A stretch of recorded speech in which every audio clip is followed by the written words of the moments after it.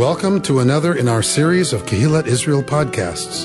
This is a recording of Rabbi Amy Bernstein's weekly Friday morning Torah study.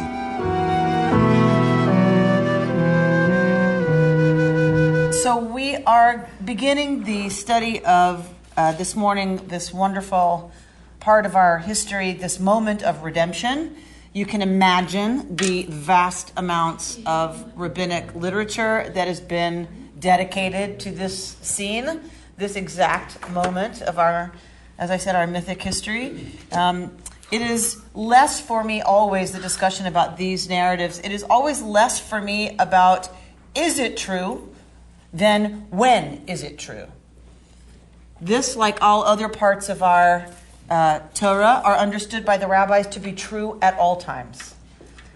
So this didn't happen once, rather it happens continuously. There's this mythic moment of the exodus from Egypt, and there's the ways that we are brought out from Mitzrayim all the time. We are to reenact this every year, not as a story about what happened then, but remember your Haggadah, remember the language used at the Seder, which is, we are to consider ourselves as if we ourselves had been slaves and had been redeemed from slavery in Egypt. That is not an as if by the rabbis. That is for real, for real. We every year are to experience the Exodus ourselves.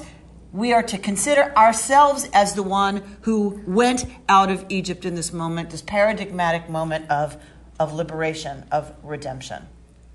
So for us, this resonates throughout every single part of Jewish history as the defining moment. It is not earned. It is a gift. It is important for me that the exodus, that the redemption at the sea is not earned. The only time the rabbis talk about anything being earned at the sea, it's about what Pharaoh might have earned himself and what the people following Pharaoh might have earned themselves. The people of Israel did not earn, right, liberation, redemption. It is given to them. And because it is given to them, forevermore, God has a certain claim on the people of Israel. I was the one who took you out of Egypt, right? Therefore, and then lots of things follow from that. God has a certain claim on the people of Israel and on the people of Israel's behavior. You may never oppress the other because you know what it was to be oppressed in the land of Egypt. You must protect the widow, the orphan, the stranger, the ones at the margin, the ones who are vulnerable, because you were strangers in the land of Egypt. This moment is not just about liberation and redemption and gratitude for that. It is definitive of the Jewish people forevermore. You must behave in certain ways forever because you were slaves in the land of Egypt and I brought you out. You are free. Therefore, right, when our B'nai Mitzvah, like tomorrow morning, we have B'nai Mitzvah, like every Shabbat, thank God. When I give them that moment that their parents are going to present them with tzitzit, I tell everyone gathered that the tzitzit are the fringes of the free. They are the fringes, therefore, of obligation. Why? Because only free people in the ancient Near East could wear tzitzit, could wear fringes. It was your way of publicizing the fact that you were legally free. Only about a third of the population was legally free in the ancient Near East. So what's the big deal about us wearing them? Why do we have to wear them? Why does it remind us of mitzvot if it's a sign that we're free? That makes no sense. If we're free, like what's this? Why are they the fringes of obligation? Because you're not free to do anything you want. You're free, therefore, you have obligations to behave in a certain way because there's no excuse anymore. There's no Pharaoh telling you what to do. Now that you are free to make your own decisions as a people, you have obligations out of that experience, right? To treat others with justice and equity and compassion. So that those fringes of freedom remind us that we are free in order to put the values of our understanding of godliness at the top of what it is that gets our loyalty and our work and struggle. Now, rather than Pharaoh benefiting from that work in the world. All right. So let us begin looking at the actual text. Many of you know this narrative well from your years of eating around a Seder table. Midrashim, of course, are built into the Passover experience, right? So a lot of times Midrash and the Torah text, right, are for us as Jews like woven together, which is not a bad thing.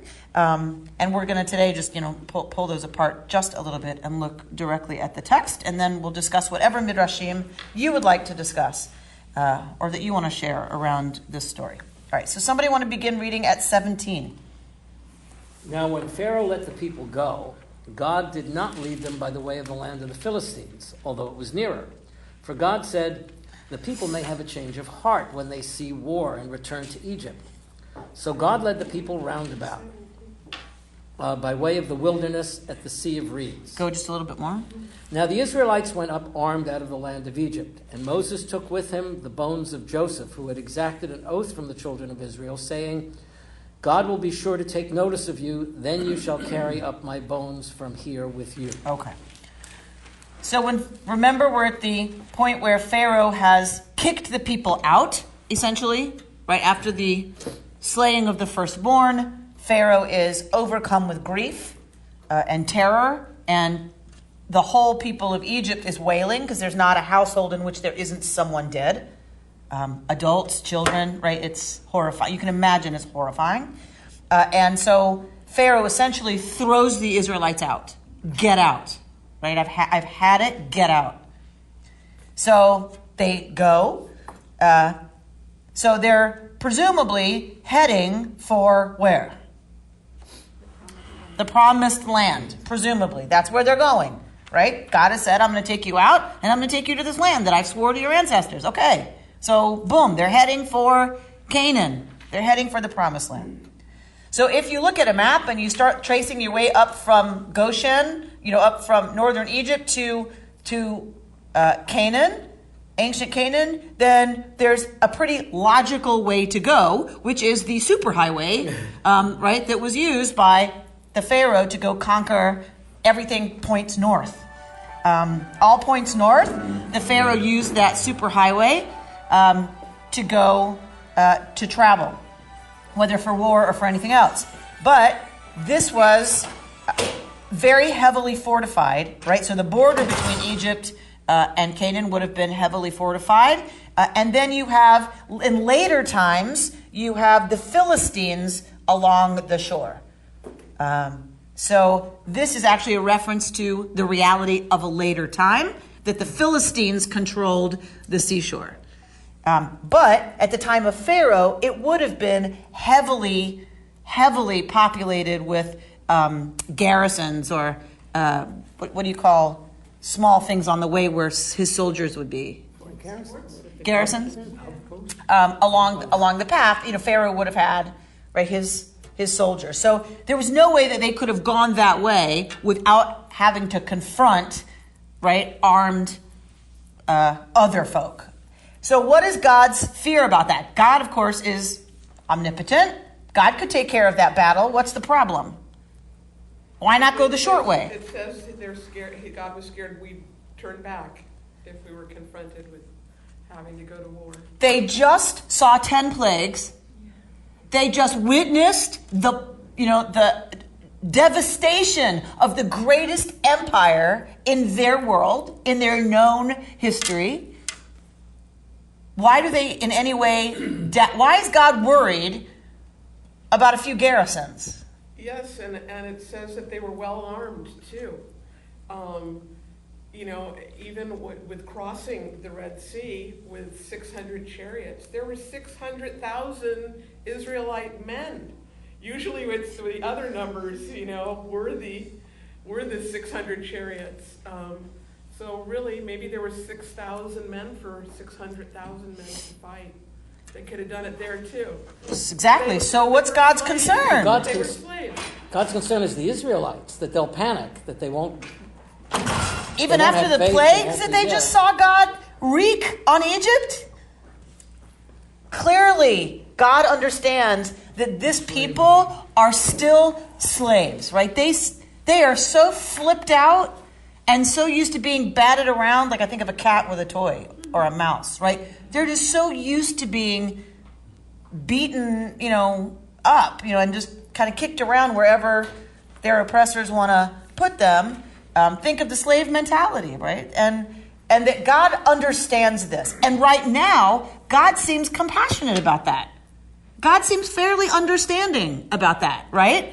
They're going to flip out if I take them in a situation where they're going to have to fight. Or if they see any war at all, they're going to freak out and they're going to want to go back to Egypt. So I'll take them a different way. I'll take them through the Midbar. I'll take them through the wilderness. Okay. God doesn't seem very upset about it yet. But then, excuse me. Beside the history, if I look at it in the other way, to make changes in your world, it takes a long, long road. So you have to be expected to have those moments of doubt and coming and falling and so before you get to the promised land. Which is, of course, the entire lesson of the book of Exodus. That's right. Right. So therefore, you cannot take a shortcut. Right. There's So, no such thing. and even God did not quite understand, it seems, how long it was going to take them. That's right. God thinks if I just lead them the longer way, right, that's maybe 2 times as long, 3 times as long even, it's supposed to be a few days' journey, right, maybe a week. It's going to take them 3 weeks instead of 1 week. How long does it wind up taking? 40 years. Right? God thinks God understands, but doesn't yet completely get, I don't think, how deeply set these people are in their own narrative of suffering and powerlessness and victimization. Right? They just, The consciousness of it. they are so far behind where even I think God assesses them to be. Sarah? And they missed their onions. They missed their onions and garlic and leeks, I heard those stories when I was a kid, right? that they missed onions. Yes. And they wanted to go back. And Yes. get onions. Yes, and we're going to see the first of one of those responses this morning. That may be The first of many. Reuben, did you want to add something? This foreshadows what happens later when they get to Canaan. They're still not ready.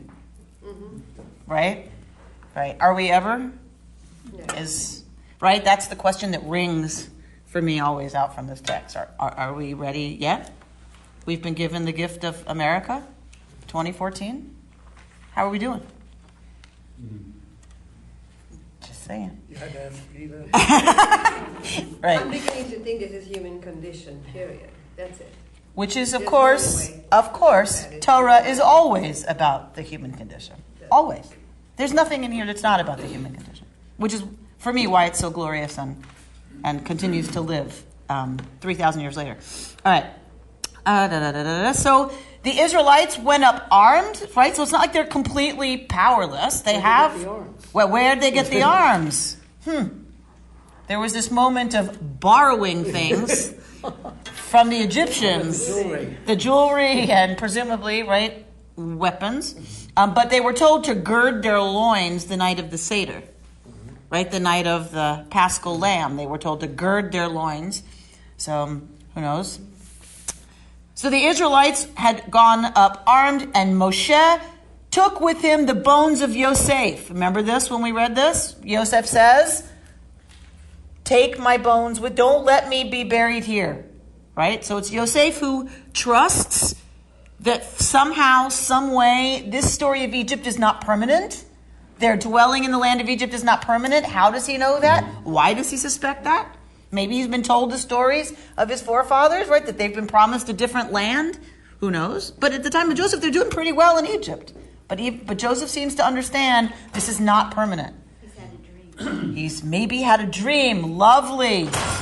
I read a little bit of a midrash on that because Joseph at the time could have, like his father, had his bones taken back to wherever he wanted. Then. It's a powerful right. But decided not to. And that there is a whole midrash about Joseph's vision of the future and remaining with his people, and knowing that They will be strength, redeemed. That we will be redeemed, yeah. Yeah. So Moshe takes with him the bones of Yosef, who had exacted from the people Israel this oath about when God takes notice of you, right? Pakod is always good. God taking notice of you with pakod is good. God taking notice of you other ways is not. And you shall take my bones from here with you. I think, this is an interesting sentence that gets put here in the middle of all this like chaos of, right? Kind of coming out, and then they got to get going, and then they got to figure out how to do it without flipping the people out. And it's this absolute, you can imagine the moment of leaving Egypt is pandemonium. They're thrown out. They don't have a lot of notice, right? It's just pandemonium. And in that craziness, what does Moshe do? Moshe remembers to collect the bones, the ossuary of Yosef. Right? For me, again, a really paradigmatic Jewish moment. No matter how crazy it gets, this commandment lizkor that we seem to really internalize, remember. Remember your commitment, right? The promises you made to your ancestors, and you take them with you. I think of women smuggling candlesticks out of shtetls that were burning, right? What it was that they carried with them that was this ossuary, what the last vestige of a connection to their ancestors in the place they were, knowing that, they were going to once again be in exile. A very, for me, touching moment, a very touching part of Moshe's leadership. That he knows what's valuable. Right? He's not plundering Egyptians for bracelets. Right? He's worried about making sure he's got that ossuary.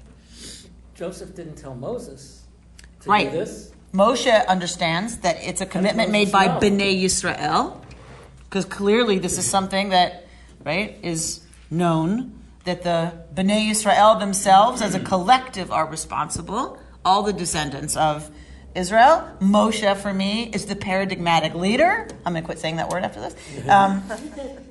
It's almost as bad as y'all. Because he's the one, right? The whole people are charged with, it's the leader who really understands, okay, that means me, right? That they're not going to assume someone else is doing it. I think that's one of the definers of the leadership personalities, is they understand themselves as obligated personally to make sure it happens. But you can imagine the oral history.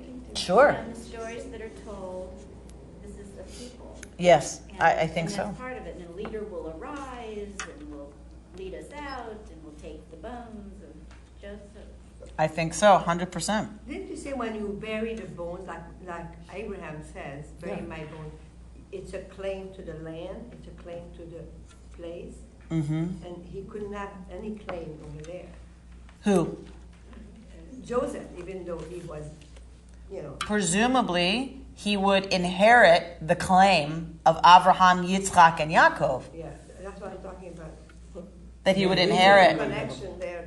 He would inherit that claim. His people would inherit that claim, and of course, God has assured it will all belong to you. But there's still Knowing very well the cave of Machpelah that they are attached to. All right, so someone read it 20. They set out from Sukkot and encamped at Etham at the edge of the wilderness. The Lord went before them in a pillar of cloud by day to guide them along the way, and a pillar of fire by night to give them light, that they might travel day and night. The pillar of cloud by day and the pillar of fire by night did not depart from the people. All right, so before the people. This sense of God's concentrated, dynamic presence, right? God's essence is somehow made visibly manifest to the people in this anan, in this cloud, this kind of mist, of God's kavod, God's presence among the people. Remember that this is written and told in a time where most people's understanding of a visual representation of the God would have been a visual representation, right? A cow, a bull, a goat, whatever, or a person with an animal's head. Think Egypt, that was what you visualized when you visualized the God. You had to have something to visualize. We're going to understand from that what happens to the people a few parshiot from now in the desert when Moshe's gone a little too long, right? This is radical in the ancient world. This is radically new stuff. This idea that God is made visible only in this kind of warping of the visual field. There's no image. This is brand new in the ancient world. Unheard of. A little crazy that you don't have a description of the visual image of the God. It is a pillar of fire or cloud, right? The sense of what is it that's ethereal that you can't touch fire. You can't touch cloud, but you see it, right? So the idea is there's something there that's different, but it's not anything you can touch, right? Or grab or really see in terms of an image.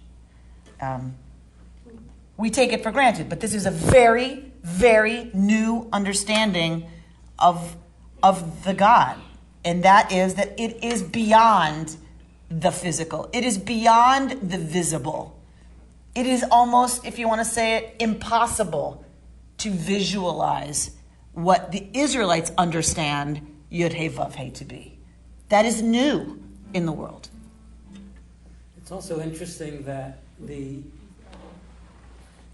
you see it not by its shape, but by its activity in time.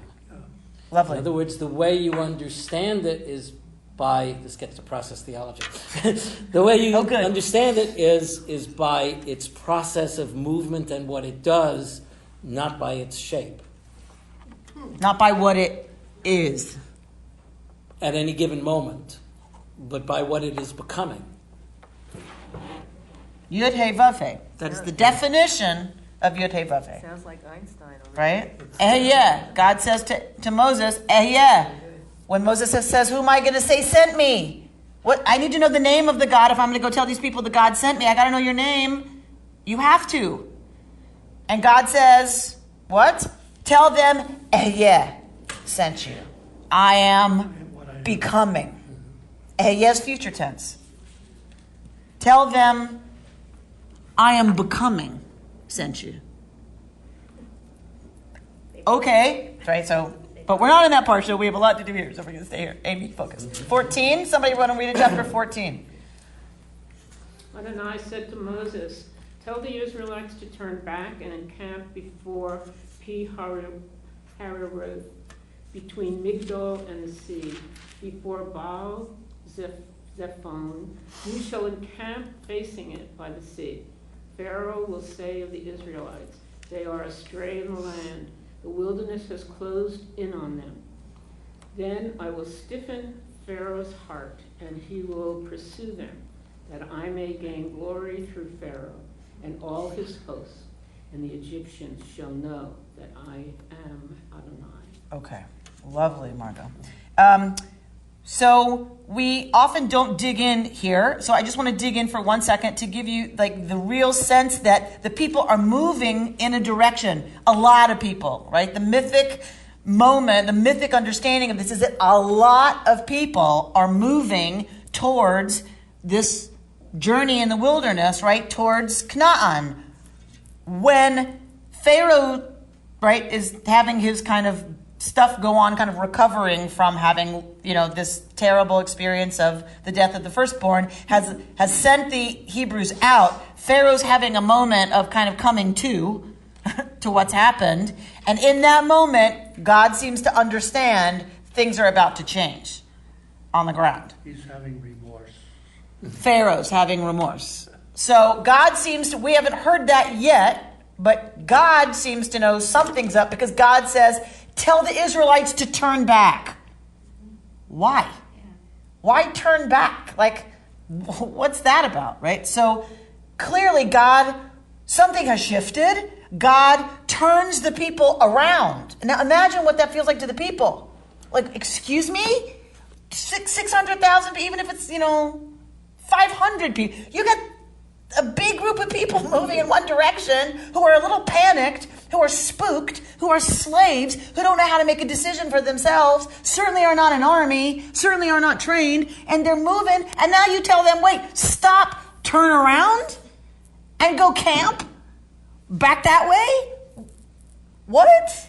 So it seems to make no sense until we read that Pharaoh will say they are, and I don't like this translation, mine says astray, right?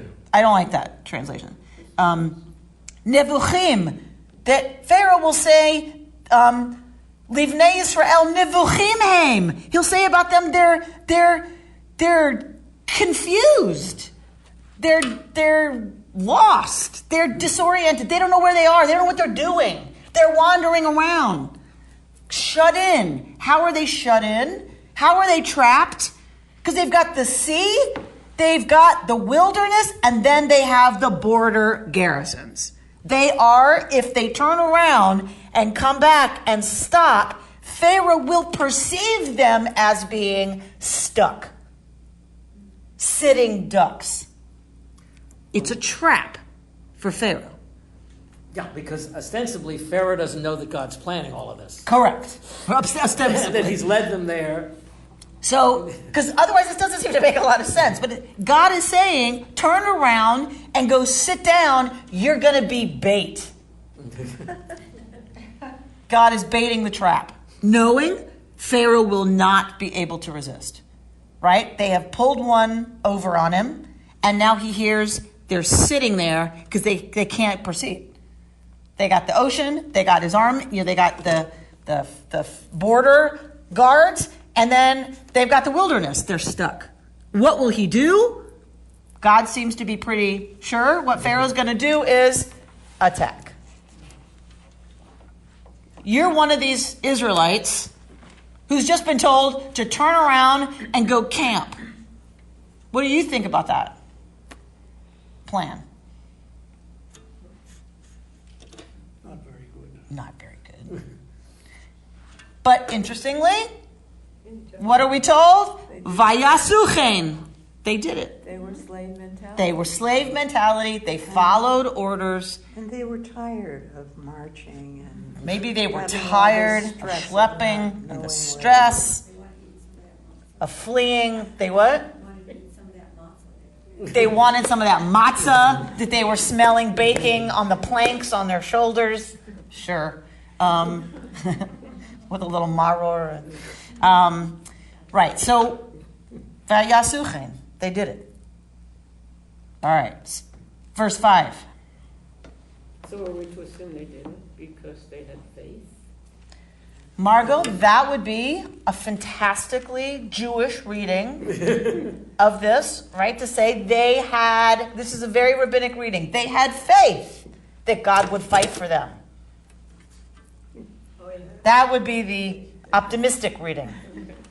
The realistic reading Sarah Moskowitz can give us is they're tired, they're exhausted, they're slaves, okay, we'll sit, okay, we'll make camp, whatever. Like they're just lost. They're just stunned. I kind of think of them as stunned at this moment.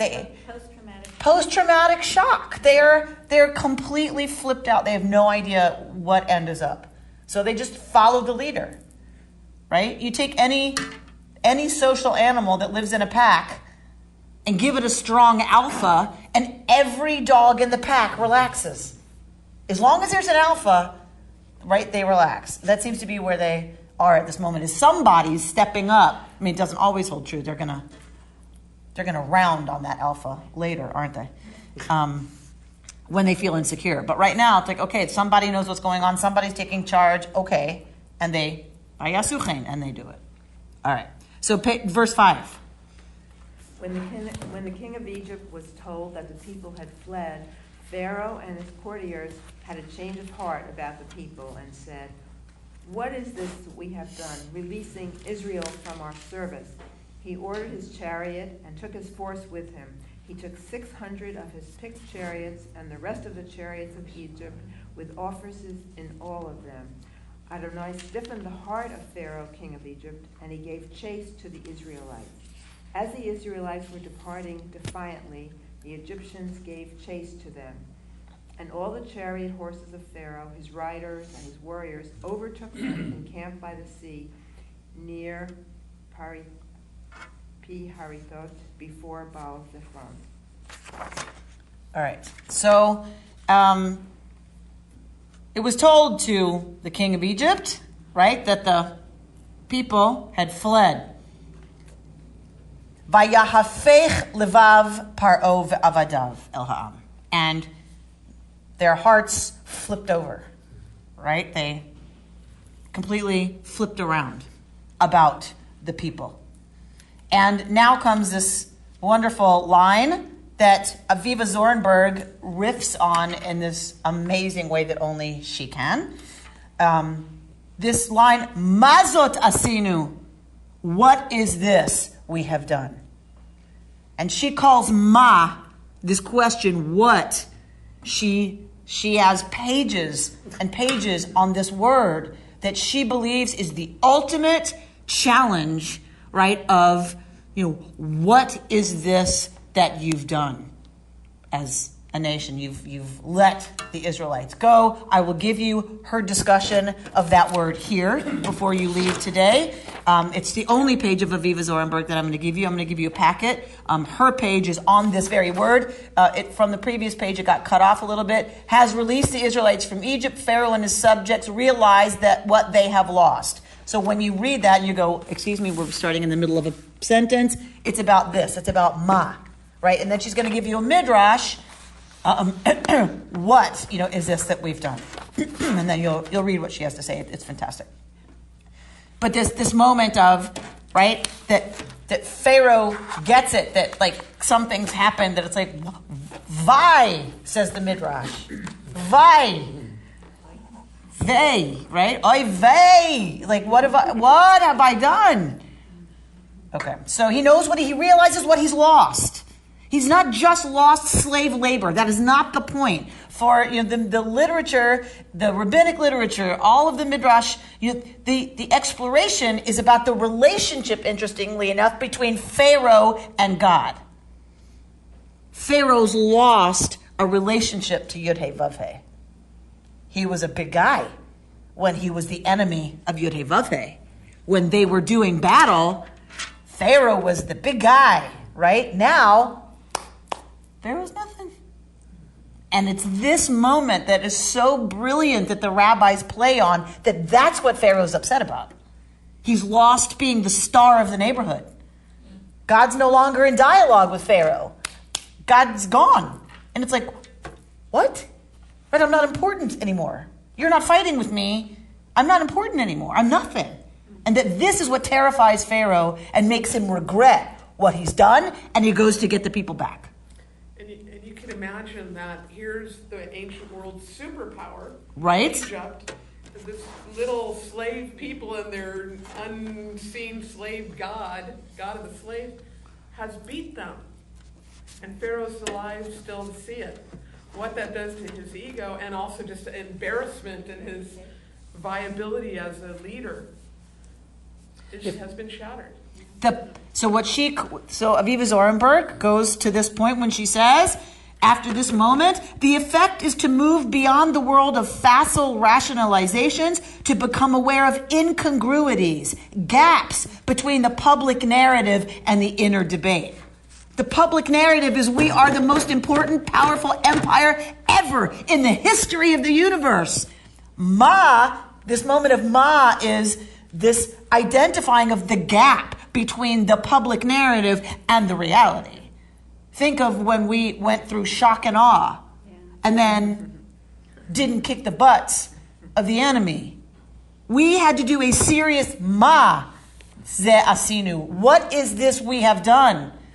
Right? The greatest superpower in the history of the universe goes in and can't deal with a bunch of insurgents? It was a huge, identification of a serious gap between our self-understanding, the public American narrative, and the reality. As one example, there are many, but it's the first one that came to mind. So, in this sense, the peoples, which we're going to see in a minute, they also use this word, right? Is this, it's a necessary truthfulness, a way of opening a new depth of dialogue. This is because there's now going to be a defining moment for Pharaoh. Once he recognizes that that gap, he's now going to act in a way that's definitive for him, right? And his people. All right. Isn't it true that they believed Pharaoh to be God also? Who? The Egyptians. 100%. Yeah, right, so right. is he still a god, but he just got beat by another god? Or is he just not God anymore? Well, so part of that is always the digestion of what just happened for any people in the ancient world, that is engaged in war. Is that your God beat up my God? And so what does that mean? Usually it means you convert to my God. That's usually how it goes. Because usually the people aren't running away. Right? Usually when there's a battle, it's because my God and your God get into it. We win, which means we take you as slaves and kill you, and now you worship our God. Right? This is a little different in that Yud-Heh-Vav-Heh beat Pharaoh by getting the people out. Right? So what does that mean? Now what is Pharaoh going to do? But you're right. So Pharaoh is like, this is what Aviva Zornberg identifies. This moment of Mazeh Asinu is, what? Wait a minute. I'm a god. Right? We can't have it that Yud-Heh-Vav-Heh just beat me up, or ISIS, or Ra, or what? No. Right? We got to go prove the public narrative is true. We got to go prove we are still supreme, that our God is still supreme, that Pharaoh is still supreme. 100%. Very nice. This is all wrapped up for Aviva Zornberg in this 2-letter word, ma. What has happened? Well, what just happened? Okay. It is what happened in our consciousness, the battle, our inner battle between the Pharaoh and us. Which I'm going to give you from Larry Kushner. The other thing I'm giving you today is Lawrence Kushner, Rabbi Lawrence Kushner's reading of this. I'll just read you the first line. Reconsider the going out from Egypt, not as an historical event or even a mythic one, but as the story of the transformation of consciousness. Yes. Okay. All right, so let's... I have a question about the size of the Pharaoh's army here. Yes. It says 600 chariots, his elite. There were 600,000 Israelites, supposedly. Mm-hmm. And then all the chariots of Egypt. Right. I don't know how many that could be. But, a lot. But still, we tend to think of small Israelites and lots of Egyptians. It looks like it was the reverse. So the chariot, which was a new weapon in the world, which was imported from Canaan, by the way. So think of tanks, right? It doesn't matter how many people you have. If you have tanks, or even better, think of a plane that's bombing. However many people you have, you mow them down. And so the chariots were used against cavalry. Right, used against foot soldiers, or in this case, regular civilians, to essentially just cut them down. You just 600 chariots would just mow through. And that's his elite charioteers. Then you have the regular Schlemiel chariots, and then you have presumably the rest of the Egyptian army, right? But those chariots are there to just mow the people down. But he committed everything to this battle. Oh, he went all out, 100%. All right, so he's racing out after the people with everything he's got. And what does God do at this point? V'yechazek Adonai et lev Paro, and God strengthens the heart of the king of Egypt, who gave chase to the Israelites. We could have a whole 2-hour class on the stiffening of the heart of Pharaoh. We're not gonna. And he goes after them, right? And the warriors overtook them, is what my English says. It's not. We misunderstand that in this case in English. It's not overtook them, meaning they're on top of them. Overtook them means that they were in visual distance, right? That the Israelites could see, the Egyptians could see the Israelite camp. That's what overtakes them means, that they're close enough to identify, there they are.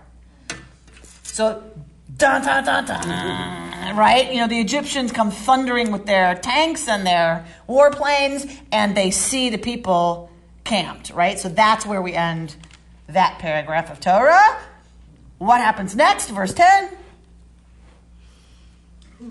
As Pharaoh drew near, the Israelites caught sight of the Egyptians advancing upon them. Greatly frightened, the Israelites cried out to Adonai, and they said to Moses, "Was it for want of graves in Egypt that you brought us to die in the wilderness?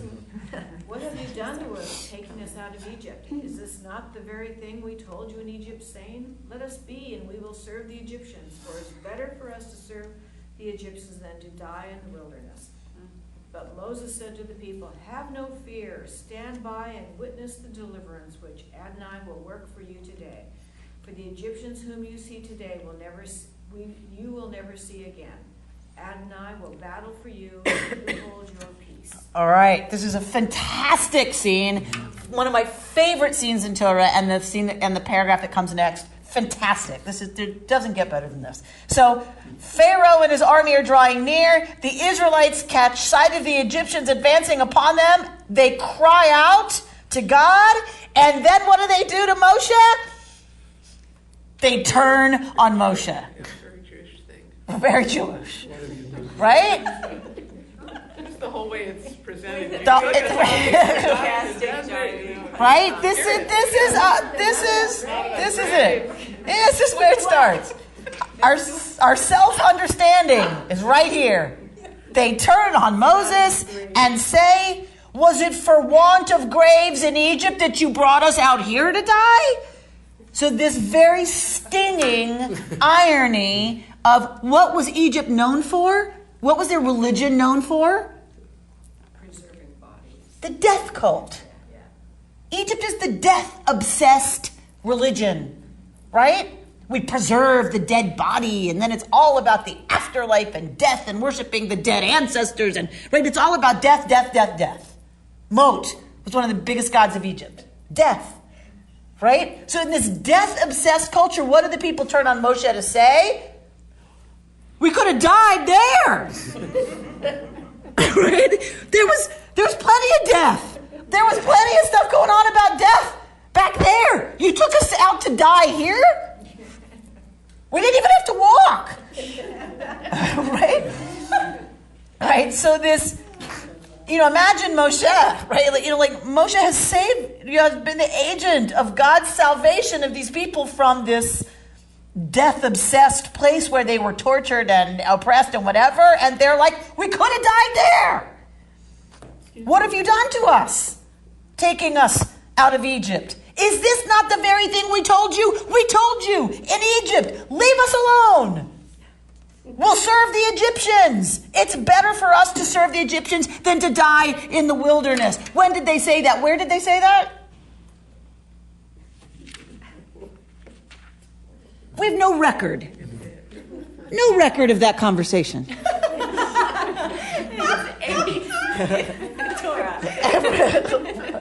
No record of that conversation. We just know that they said that. Right? So either, right, they're like, we told you, and it's like, not exactly how I remember what you said, right? Like, right? Always afterwards, see, I told you this.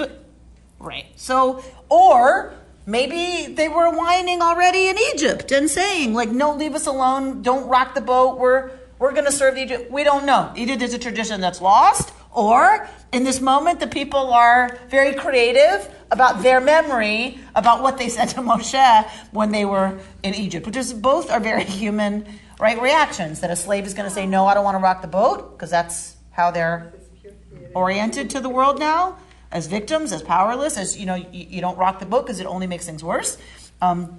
Or like human beings are wont to do. They remember things a little differently now that they're in crisis. Margot? Yes, I was going to say, are there other translations of this particular area that don't have, and I'm not sure if it isn't our rabbi's interpretation and presentation, and it's wonderful, listening to it, that don't have this little edge of humor in here? I mean, did you bring us out here so we could die? It's great, Margot. It's a great question. That is literally the Hebrew.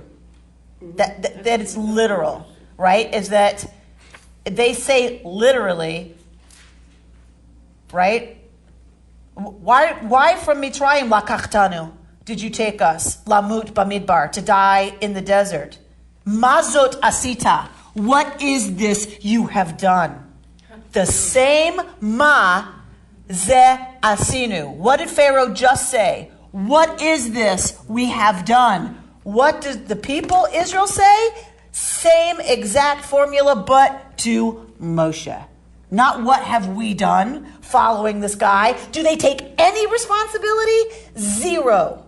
Ma ze asita. What is this you have done? Once, for them, the gap between the public narrative and the reality sets in. They too start with mazot asita. What is this you have done? But do not say mazeh asinu. What is this we have done? Now maybe Pharaoh's using the royal we, whatever, but seems to be talking to his courtiers, right? But they are very clear. They put this squarely on Moshe, right? One of their serious challenges that they never recover from. That's why this generation ultimately has to die in the desert. But Margot, your question's a good one. If we read it without the humor that I put in, and we just read them as panicked and angry and rounding on Moses because they're terrified and they're furious, they feel betrayed, still there's an irony in the Hebrew of, was it for want of graves in Egypt that you brought us out here to murder us? Right? So even if it's angry and no humor in it, the irony of the death obsession in Egypt, and they use that now to talk about they're going to die in the desert, it's not lost on Moses. It's even crueler than humor. Do you know what I mean? It's a deep irony how deep their mistrust instantly becomes, right? I imagine it being so painful for Moses and God in this moment. They are so not only ungrateful, right, but they twist everything around in a way that's just like awful, right? You know, very, very rude. Very rude. God, right? They could have just said, "We're scared, help!" Right? Instead, right? They use this very cutting, purposeful. Think of a teenager who knows exactly where you hurt and uses it, right? I mean, exactly where you feel a little weak or self-conscious or whatever, like exactly where they know it's going to really get you. And that's where they go when they're mad or they want to, lash out at you. And that's what they're doing. They're cutting at exactly that place. I was just curious if maybe some of this, other than the fact that they now feel probably fairly precarious, he was an Egyptian prince, and maybe they don't quite trust him because of that. I'm just curious. Yeah, no, I think all of those levels stay present in a way that we rarely explore. I think you're absolutely right. And in my fantasy about the historical story underlying whatever we have now, in my fantasy, he is an Egyptian prince. He's not a Hebrew. He is a follower of Akhenaten, or that story of the pharaoh that was monotheistic and gets chased out, and then his statues get destroyed because that was heresy, and the other cults didn't like that, this idea of one God. But it was there. The instinct was there in Egypt, and it was a prince of Egypt who instituted that monotheistic, temporary, momentary national religion for Egypt. And in my fantasy, that's Moshe. Yeah, I have read some, archaeological, it's possible, was it just there already, or is it, racial memory? If you read Karen Armstrong, her book, The Axial Age, she says the world was ready for monotheism. It wasn't just the Hebrews. The world was ready. That's why we see in this, period in Egypt, on Canaan, we see here and here and here, and all of a sudden, that monotheism starts to catch on, right? That the world was ready. Humanity was ready for a different understanding. And so it would make perfect sense to me as a cultural anthropologist, right? It would make perfect sense to me that there was that going on in those civilizations that had a lot of contact with each other, that of course it's not going to happen just in one place. Of course it propped up in Egypt and in Canaan, right? It just kind of, the impulse is there. It's our people that took it and ran with it. For lots of reasons, the Egyptians weren't going to go there. There was too much riding on the polytheistic system. But to your point, I always fantasize that Moses is an Egyptian prince. And so, but to your point, I love that so the people maybe at some point go, you know what? Isn't this convenient? This prince of Egypt brings us out here telling us we're going to be free, and now here comes Pharaoh. Really? Yeah. Really? Right. Really? Well, it's also the predator in us also is always the one who tried to define us all the time whenever we want to make change. And it's the same thing in society. When you want to make change, the predator will find every bit of way to convince you it's the wrong thing to do. And Rabbi Larry Kushner says, in this piece I'm going to give you, that there are 4 stages to change. And one of them is the second confrontation with resistance. Right? The first is, okay, I'm going to overcome my desire for nicotine. I'm going to do this. I'm going to fight the beast. Right? I'm going to quit.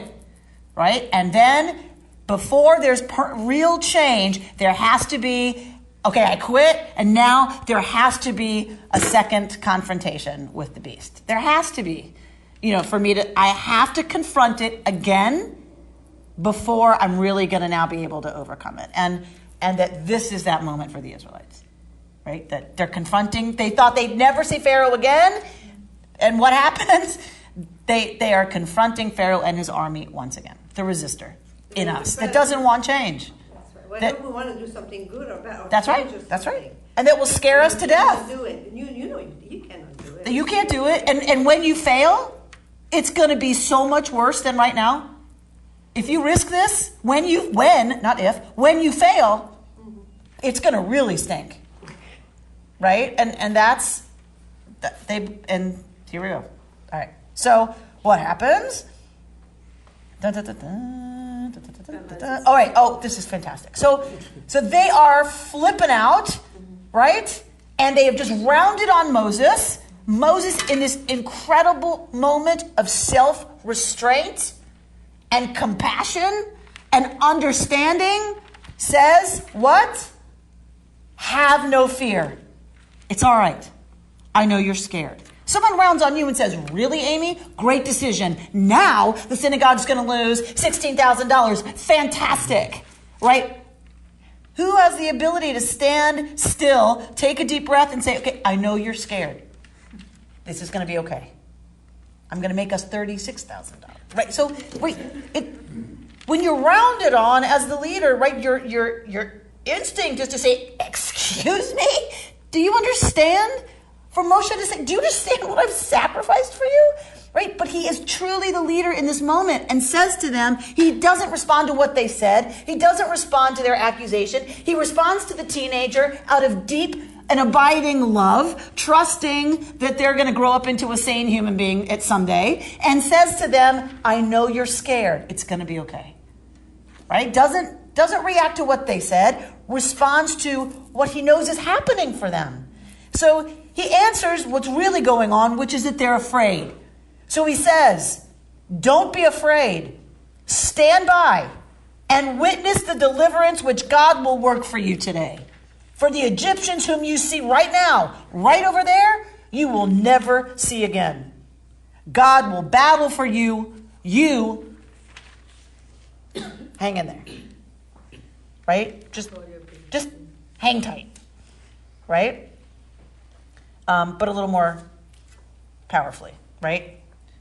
So There's beautiful midrash written about that, beautiful literature written about this moment and about this response. One that I love is that there were 4 different ways people started responding. They started flipping out and panicking. To those people, Moshe says, have no fear. Don't be afraid. The folks who wanted to just immediately start acting without thinking, having no idea what they were doing, they just need to do something. Don't you know people who the minute they get afraid, they need to do something? Whether it's the right thing to do or thoughtful or thought through, they just need to do something. What does he say? Stand by. Hang on. Don't do anything yet. Right? And witness, right? That God will deliver you. You don't need to do anything right now. Just stay there. For the Egyptians who you see today, you will never see again. And there are some who want to fight, right? Who want to immediately take up arms and turn around and fight. And to him and to them, Moshe says, God will battle for you, right? Some want to, I forget what the other one was. I guess jump into the water or whatever. And Moshe says, stop, just hang tight. And so that this is not just one speech, it's Moshe responding specifically to each group and how each group was responding to their existential terror. Another way the rabbis explore the gift of leadership. This is definitely one of his best moments. Definitely one of his best moments. For the rabbis, this is the way they talk about leadership. You can't say just one thing to everybody. You need, even if everybody's feeling the same emotion, which is, let's say, fear and the panic, right? A true leader doesn't just say, okay, calm down. A true leader, this is their midrash, is that the true leader looks at each way groups of people panic, different personality types panic, and figures out a way to speak to each one of those different personality types. That is gifted leadership. Being able to talk to each group where they are when they're at their absolute worst. And knowing exactly what to say. What does God respond? Fantastic. Yeah, really Then read it, Linda. Read it. I just can't. I feel so bad for Moses right now. Then Adonai said to Moses, "Why do you cry out to me? Tell the Israelites to go forward." What is that? Go on. Hey, we're going to go there. And you lift up your rod and hold out your arm over the sea and split it, so that the Israelites may march into the sea on dry ground. And I will stiffen the hearts of the Egyptians so that they go in after them.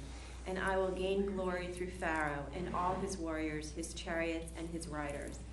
Let the Egyptians know that I am Adonai, when I gain glory through Pharaoh, his chariots, and his riders. Okay.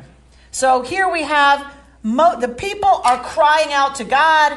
Moshe is telling them, don't panic. It's okay. God is going to deliver you. Watch what God's going to do. You will never have to deal with these Egyptians again. And then God speaks to Moshe and says, what? Ma. Here we get the third ma. Everybody's ma. Ma. Everybody's ma. Right? These are, right, eternal moments of ma for us. So now the people have done it. Right? Pharaoh's done it, and now God is doing it. Ma titz'ak elai. What is this? You're crying out to me. Did Moshe cry out to God? No. You should be saying, good job, Moses.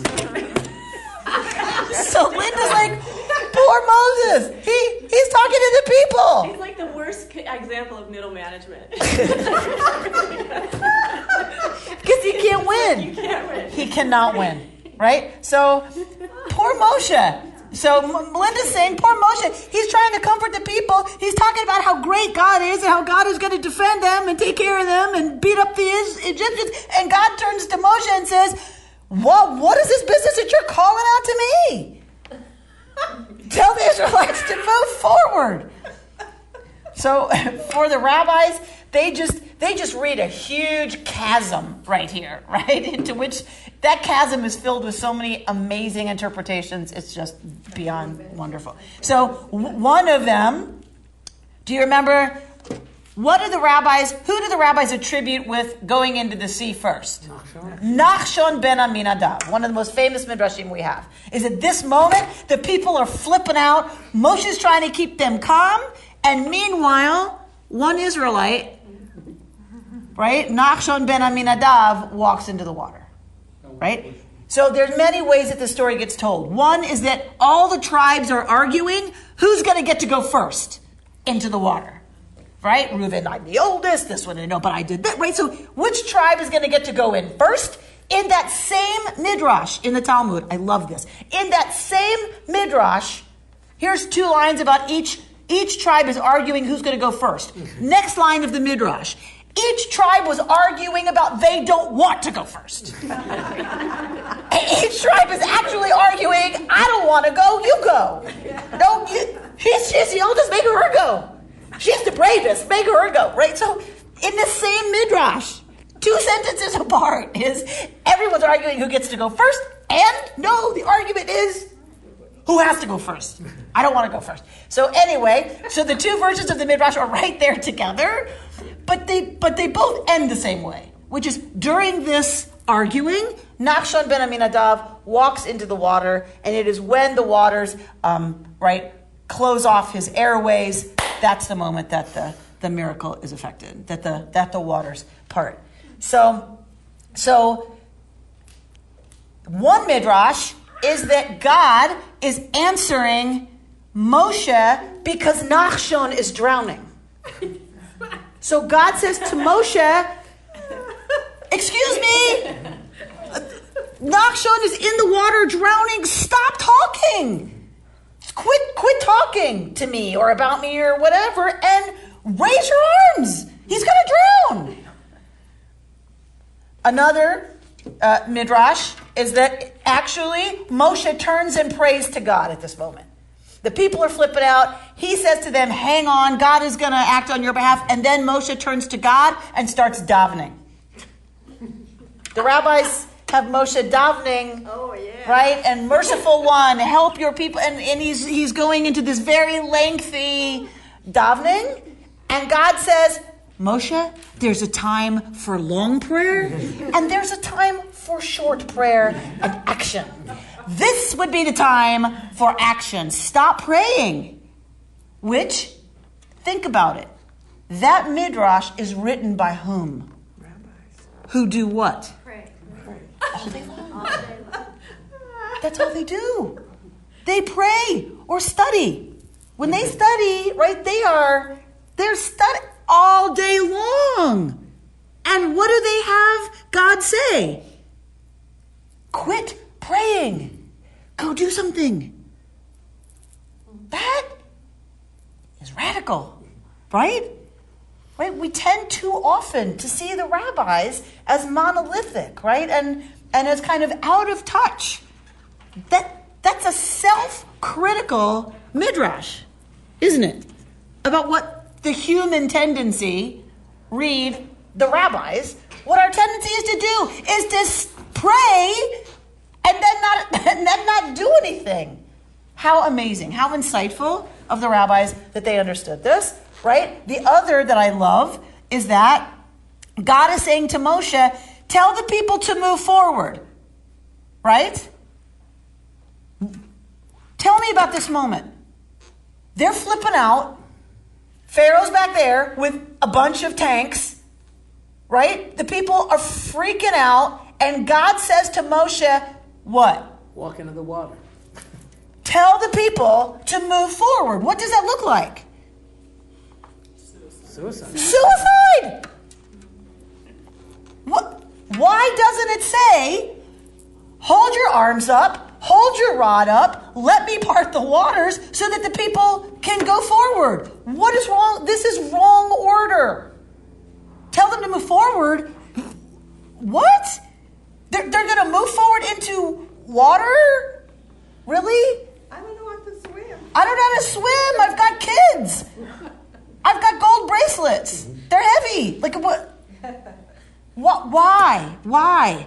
For the rabbis, this is critical. This order is critical. Linda, God, in this moment, for this midrash, is being compassionate. Because God, what is God saying? Why? If it's in this order on purpose, what is God saying to Moshe here? You can trust that if you do this, I will back you up. Why not just open the water and then have them move? Why does it have to be in this order? For God, the trust should come first. For God, the trust in this teaching, in this midrash, has to come first. God is saying to Moshe, they have to move forward, or I can't do anything. If they don't walk and move towards redemption, I can't do anything. I'm completely powerless, stuck up here in my heaven. They are my agents in the world. I only act through the world through them.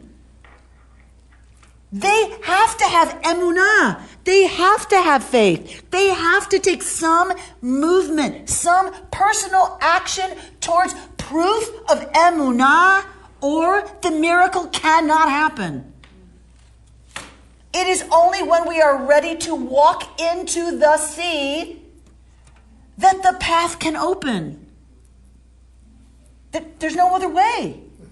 That is just how the universe is put together, says this brilliant mystical tradition about this moment. This is not just eloquent. This is not just crazy. This is how the world works. Tell them to move forward and then put your arms up and I'll back you up. But I can't do it without them. Rabbi Rami Shapiro has a beautiful explanation of why this is written the way it is. What is the Kabbalistic teaching? What is the mystical, always true for every moment teaching about this? Why do you cry out to me? Right? What is this business crying out to me? Right? So already reorienting to you got to do it. Right? Please help us. God reorients Moshe. What is this calling out to me? Diber el bnei Yisrael. Speak to the people Israel. Don't command. Don't yell. Don't shame. Speak to them. Talk to them. Right? That every single letter, every single word of how this is phrased is a deep teaching for leadership, for spiritual leadership, for leadership in our own transformation, our own liberation, our own redemption. Speak to them. Don't boss them. Don't threaten them. Don't tell them you have to. Don't tell them if you loved me, you would. Just talk to them.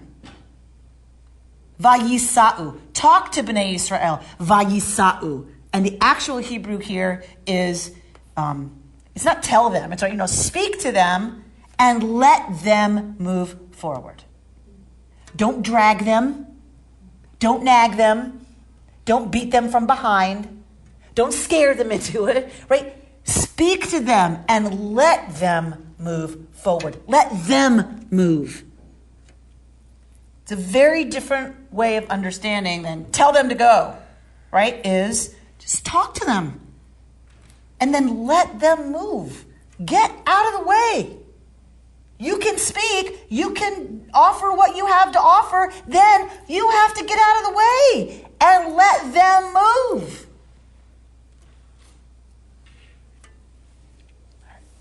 Then you will do what you need to do, which is raising his staff so that the waters part. The rabbis, how do we know, say the rabbis, that they had to move into the water before it parted? How do we know move forward is here on purpose? Because it says, and the people moved into what?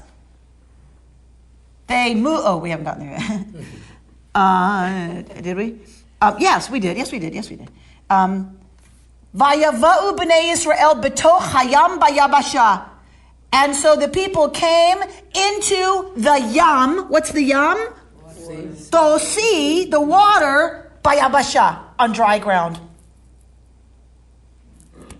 How can that be? Is it yam or is it yabasha? Is it sea or is it dry ground? If it's split, then there's dry ground. Dry ground. I mean, it's solid ground. It's not dry. Obviously, it's mucky, but it's ground. Yes. Or did they go into the yam? Did they go into the sea? And this is where the rabbis say Torah never, God forbid, wastes a word or has it in the wrong place, God forbid. It's teaching that we know. Here it is. Here's the proof. They walked into the Yam and then walked on Yabasha. The Yam is the sea. The sea. So they had to move into the sea before there was proof. Before there was evidence of a miracle, they had to move into the Yam, thinking they would surely die. We have to move into what we are sure is going to kill us before the path can open. They have to trust, as Sarah says so beautifully. They had to have enough emunah that a way through was there that they couldn't yet see, that they moved forward into the Yam. That is what allows for Yabasha. That is what allows for the miracle. I also hear that often when someone is not judgmental and allows people to have free will, they will do what's right. The Moshe had to get out of their way and let them make that decision and let them do it. Exactly. That the miracle doesn't work if they don't make that decision. Moshe could want it, God could want it, but the people had to move into the Yam before the miracle can be effected, before there's an opening. For me, this is the point of the Hanukkah story. They needed 8 days of oil for the festival. They had how many jars of oil? How long would the jar last? Why didn't they wait? Right? Why didn't they wait? It takes 7 days to purify more oil, so wait 7 days and you'll have 8 cruises of oil. Duh. Right? But they didn't. Because the story of Hanukkah is this story. You have to act as if out of emunah. You have to act in faith that something will happen that you don't yet see any evidence of. And it is that action that opens up the possibility in the universe of the miraculous and of the new path. Until we move forward, until we light that one cruise, right? I have a question about, just so interesting to me this all the night, that it seems as though they actually this took a long time. Right. This took a long time. I think it was like an action scene where it's like, God says it and then they rush into You saw Cecil B. DeMille, honey, so we all are carrying around Cecil B. DeMille, right? We all are affected by this notion of like, and boom, it's done, right? It is, when we really look at the text, right? They're standing there and it takes all night long for just this process of it opening. And Pharaoh's not going anywhere. Right, the angel's standing there, his wheels are clogged, and they're all just waiting there. What is I love your close reading, Linda. What is the word in Hebrew do you think they use for clogged? Oh, I think it says at some point that it may be later. Behi kavdi beparo berichbo, and I will make Pharaoh's chariots what? He kavti. I will make it kaved. I will make it heavy. What is this? What is the word that comes out of kaved, that comes out of heavy, that we just talked about? Kavod. Honor. Presence. Honor. God's glory. God's presence. That is gorgeous. What is going to happen? God's glory is going to be made manifest in the cloud and the fire. God's concentrated heaviness, God's essence is right there. And that is a good thing for the folks who are on that side. When we're on the other side, that same reality does what? Sucks us down into the mud in great heaviness, so we are unable to move.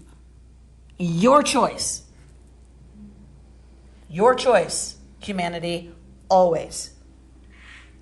You can draw on God's kavod and the miraculous will open up. Or you can stay with anger and violence and retribution and fear and the same reality, the same exact reality becomes kaved, becomes your heaviness sticking your wheels in the mud. Up to you. It's funny that the word kaved now means liver. Chopped liver is kaved. But that's where the anger settled. There you go. Right? The liver's very dense. Right? It's very dense. Right. Rabbi. Yes, ma'am. Do you have any teaching to take out of this problem of trust and faith that would have worked during the Holocaust?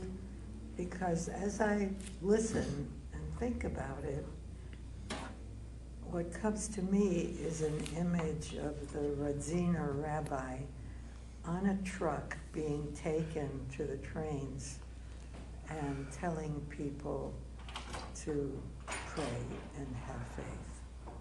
And what happened? I think that that question fueled many, many, many, many people's abandonment of faith and gave rise also to another kind of expression of faith. So personally, I cannot have a God who intervened at the sea and did not intervene in Nazi Germany. I can't. So for me, this moment has to be a mythic moment. It has to be about something else other than bodily, physical deliverance from the enemy. Or this story means nothing to me. Does that make sense? If I read this as history, I'm done. I have nothing to say to this God if this is history. Because where was God at Treblinka? Where was God at Auschwitz? Where was God in the killing fields? Where was God in Sudan? Where was God in Rwanda? Right? I have nothing to say to the historical God, if this is true. I have a lot to explore as a human being, dealing with the ultimate, as we all are. I have a lot to explore around the question of where is my emunah and how does it help me to live differently? So the teacher who was offered an escape out of Nazi-occupied Europe, who chose to go to the gas chambers with his students. For me, that is emunah, right? That he had complete faith and trust in the goodness of the teacher-student bond. That was the last thing he could give those children, was a death without panic, was the presence of safety for them. It wasn't about bodily deliverance, right? It was about emunah at a different level. So for me, it has to be about exploring when we are given ultimate moments. What is our way through? For him, that was walking through the sea on dry ground. I have to stay there. That's all I can do. Thank you. And I'm more and less successful, honestly, at being there. Right? There are days where I'm as despairing as Moshe.